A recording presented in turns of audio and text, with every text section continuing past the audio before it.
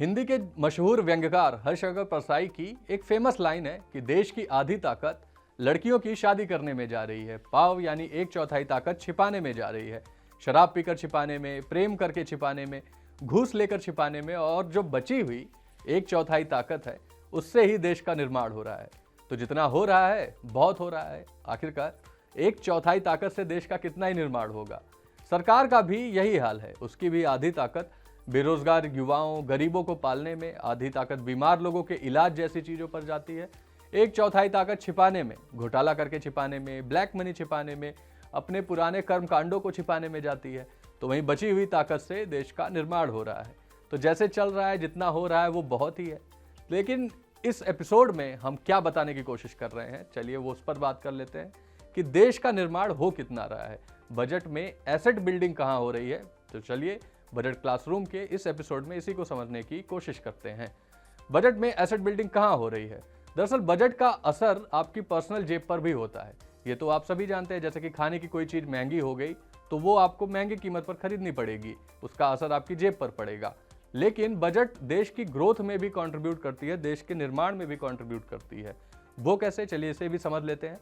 आप ये तो जानते होंगे कि बजट सरकार के एक साल के खर्च का हिसाब किताब है। लेकिन सरकार के एक साल के खर्च से देश कैसे आगे बढ़ेगा, सरकार के खर्च से हमें उस देश की ग्रोथ के बारे में भी पता चल सकता है। All you need to do is just follow the money.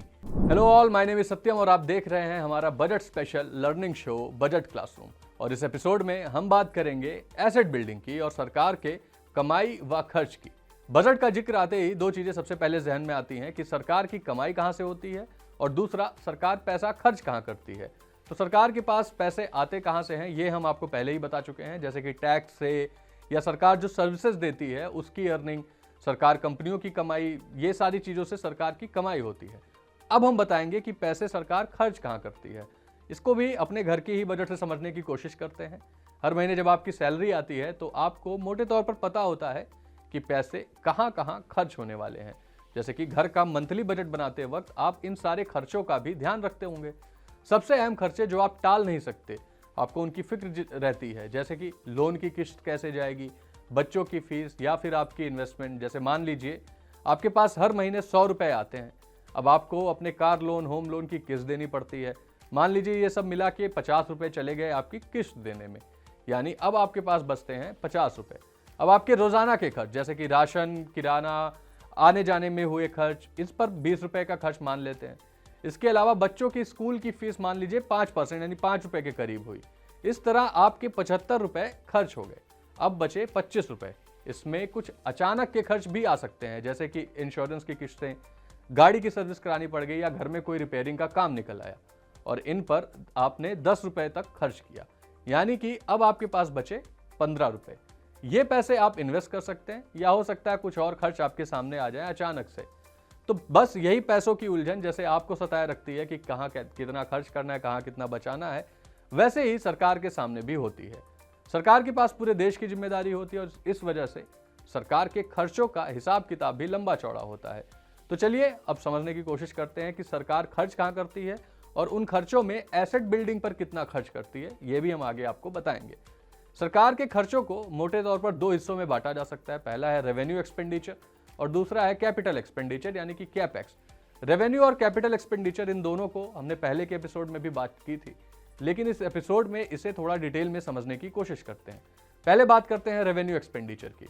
Revenue expenditure को आसान भाषा में समझे तो ये ऐसे खर्च होते हैं जिनसे कोई एसेट तैयार नहीं होता, यानी ये पैसा पुल पुलिया, इंफ्रास्ट्रक्चर, इक्विपमेंट, इंडस्ट्रियलाइजेशन जैसे कामों पर खर्च नहीं होता। तो फिर ये पैसा लगता कहाँ है। असल में सरकार के चलने और कामकाज का भी कुछ खर्च होता है, जैसे कि सैलरीज, ये सारी चीजें, ये पैसे उसी में लगते हैं, यानी कि रेवेन्यू एक्सपेंडिचर उसी का पार्ट है। इसके अलावा सरकार की तरफ से दी जाने वाली तमाम सर्विसेज, सरकार ने जो कर्ज पर ब्याज दिया है, वो सब्सिडी जैसे खर्च भी रेवेन्यू एक्सपेंडिचर का ही हिस्सा होते हैं, इसी में ही आते हैं। इनसे कोई लॉन्ग टर्म या शॉर्ट टर्म का एसेट नहीं बनता। इसके साथ ही केंद्र सरकार जो राज्यों को और केंद्र शासित राज्यों को यानी यूनियन टेरिटरीज को ग्रांट देती है, उसका भी पैसा रेवेन्यू एक्सपेंडिचर का ही पार्ट होता है। तो कुल मिलाकर रेवेन्यू एक्सपेंडिचर ऐसे खर्च होते हैं जिनसे कोई एसेट नहीं बनता, यानी ये जीने खाने, सरकार चलाने, इन सब चीजों का खर्च होते हैं। अब चलिए असली मुद्दे पे आते हैं, यानी कि एसेट बिल्डिंग की। और इसमें अहम भूमिका निभाता है कैपेक्स, यानी कि सरकार का दूसरा सबसे बड़ा खर्चा कैपिटल एक्सपेंडिचर। कैपिटल एक्सपेंडिचर क्या होता है, जिसे कैपेक्स भी बोला जाता है? तो कैपेक्स में जो खर्च होता है वो ऐसी जगहों पर किया जाता है जहां से कोई फिजिकल या फिनेंशियल एसेट तैयार हो या फिर सरकार का कर्ज का बोझ कम हो। ये एसेट आगे चलकर रेवेन्यू जनरेट करने का काम करते हैं। इसमें जमीन खरीदने, बिल्डिंग्स बनाने, इंफ्रास्ट्रक्चर, सड़कें बनाने, मशीनरी, इक्विपमेंट, स्कूल, अस्पताल, ये सारी चीजें शामिल हैं और रोजगार पैदा करने वाले इनसे एसेट्स तैयार किए जाते हैं कैपेक्स के जरिए। इस पैसे से सरकार राज्यों को और सरकारी कंपनियों को कर्ज भी देती है, जो कि बाद में उन्हें ब्याज जिस पर मिलता है। तो ये भी एक तरीके से फाइनेंशियल एसेट तैयार होते हैं। पुराने आंकड़ों को अगर हम देखें तो समझ में आएगा कि सरकार कहां खर्च कर रही है, और ये आंकड़े आपको बता दें कि लेटेस्ट नहीं है, लेकिन इससे आपको एक अंदाजा लग जाएगा कि सरकार का फोकस किन चीजों पे है और वो किन जगहों पर खर्च कर रही है। क्या वो एसेट बिल्डिंग कर रहे हैं या देश आगे बढ़ रहा है कि नहीं। तो जैसा कि सरकार के हाथ आने वाले हर 1 रुपए में से आपको मोटा मोटी तौर पर बता दें तो 20 पैसे यानी कि लगभग 20% हिस्सा ब्याज चुकाने में ही चला जाता है, जो कि रेवेन्यू एक्सपेंडिचर का पार्ट है। सेंट्रल सेक्टर की स्कीमों पर 15 पैसे, शुल्क में राज्यों के हिस्से के तौर पर सरकार 17 पैसे यानी 17% रुपए उन्हें वापस कर देती है। वहीं केंद्र सरकार की स्कीमों पर लगभग 9 पैसे खर्च होते हैं, 9% रुपीज, और सब्सिडी पर तकरीबन सरकार की कुल कमाई का 8% हिस्सा खर्च होता है। इसके अलावा फिनांस कमीशन और दूसरे ट्रांसफर पर 10% पैसे, वहीं डिफेंस पर 8 पैसे और पेंशन पर सरकार 4 पैसे खर्च करती है। तो कुल मिलाकर ये हो गए 91 पैसे, जो अमूमन रेवेन्यू एक्सपेंडिचर पर खर्च होते हैं। अब बात करते हैं एसेट बिल्डिंग की, जो इंफ्रास्ट्रक्चर पर हो रहे हैं, जो एसेट बनाने में खर्च हो रहे हैं। तो आपको बता दें कि 2024 और 25 के बजट में सरकार ने इंफ्रास्ट्रक्चर का यानी कि कैपेक्स का बजट तकरीबन 11,11,000 करोड़ रुपए के आसपास रखा था। इतने खर्च का ऐलान किया गया था, जो कि जीडीपी का, देश की जीडीपी का तकरीबन 3.4% हिस्सा है। यानी सरकार इतना पैसा एसेट बिल्डिंग में खर्च कर रही है। तो ये था सरकार के खर्च का पूरा हिसाब किताब। ये जो एसेट बिल्डिंग में पैसे खर्च किए गए हैं, इन्हीं से हमारा इंफ्रास्ट्रक्चर बढ़ता है, इन्हीं से देश का निर्माण होता है और इसी से ही सरकार की कमाई होती है। हालांकि ये अमाउंट बहुत कम है, क्योंकि सरकार को एक मोटा पैसा लोगों के पालन पोषण में ही या भरण पोषण में ही खर्च किया जा रहा है। यही खर्च जब सरकार की कमाई से ज्यादा हो जाता है तो सरकार का बजट घाटे का बजट बन जाता है। तो बजट क्लासरूम के इस एपिसोड में हमने जाना कि सरकार एसेट बिल्डिंग में कितना खर्च कर रही है और उससे जो निर्माण हो रहा है वो भी काफी है।